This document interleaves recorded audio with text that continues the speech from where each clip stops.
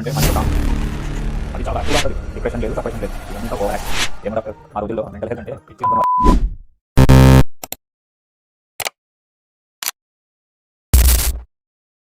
Doctor గారు, మా వాడిని చూస్తుంటే నాకు చాలా జెలసీగా ఉంటుంది.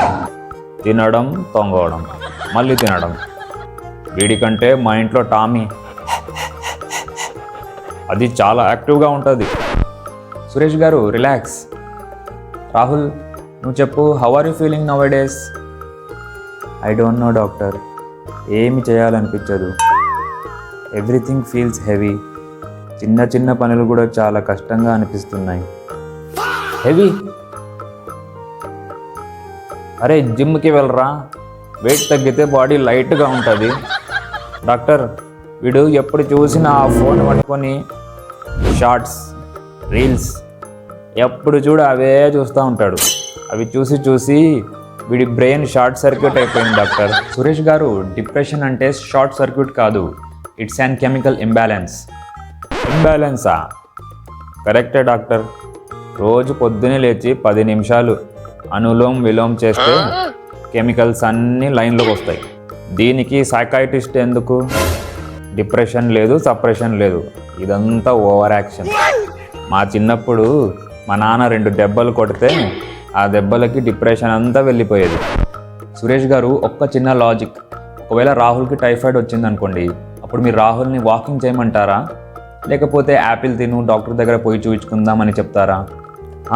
హాస్పిటల్కి తీసుకుపోతా, ఇంజెక్షన్ వేపిస్తా. డిసీజ్ వేరే, మూడు వేరే కదా డాక్టర్. అదే problem. Depression is a disease.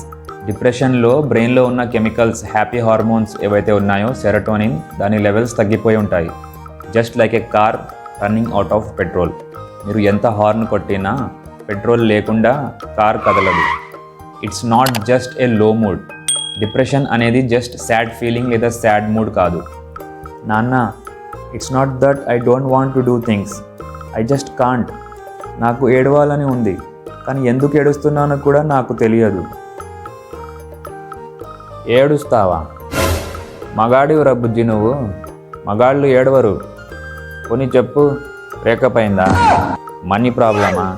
Cinema ఏమైనా ఫ్లాప్ అయిందా? సురేష్ గారు, రీజన్ లేకుండా వచ్చే బాధ ఇంకా డేంజరస్. Don't ignore it. అంటే ఇది రియల్ అంటారా? ఇన్ని రోజులు నేను యాక్టింగ్ చేస్తున్నాడు అనుకున్నానే. ఏమో డాక్టర్, మా రోజుల్లో మెంటల్ హెల్త్ అంటే పిచ్చి అనుకునే వాళ్ళం. పిచ్చి కాదు సురేష్ గారు, it's a health issue, just like BP or sugar. అతన్ని సపోర్ట్ చేయండి, అలా డిస్మిస్ చేయకండి. సరేరా, ఇప్పుడు ట్యాబ్లెట్లు వేసుకుని సెట్ అయిపోతావా, లేక మళ్ళీ రీల్సే చూస్తూ ఉంటావా? కౌన్సిలింగ్కి వెళ్తాను నాన్న.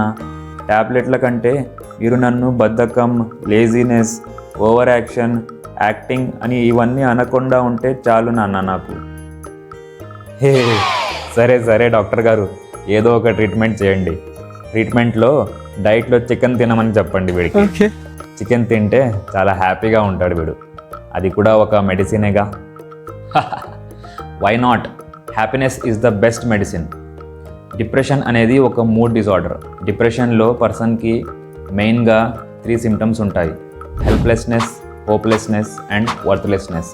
దీంతోపాటు పర్సిస్టెంట్ సాడ్ మూడ్, యాన్హిడోనియా అంటే ఏ పనిలో అయినా ఇంట్రెస్ట్ రాదు, దాన్ని ఎంజాయ్ చేయలేరు. ల్యాక్ ఆఫ్ ఎనర్జీ అంటే బాడీలో అసలు ఎనర్జీ లేదని అనిపించడం. ఇవన్నీ సిమ్టమ్స్ ఉంటాయి. వీటన్నింటినీ ఫార్మకోథెరపీ మరియు సైకోథెరపీతో ట్రీట్ చేయొచ్చు. సివియర్ డిప్రెషన్ని ట్రీట్ చేయకపోతే ఇది సూసైడ్ దాకా కూడా వెళ్తుంది. So seek help and get treated.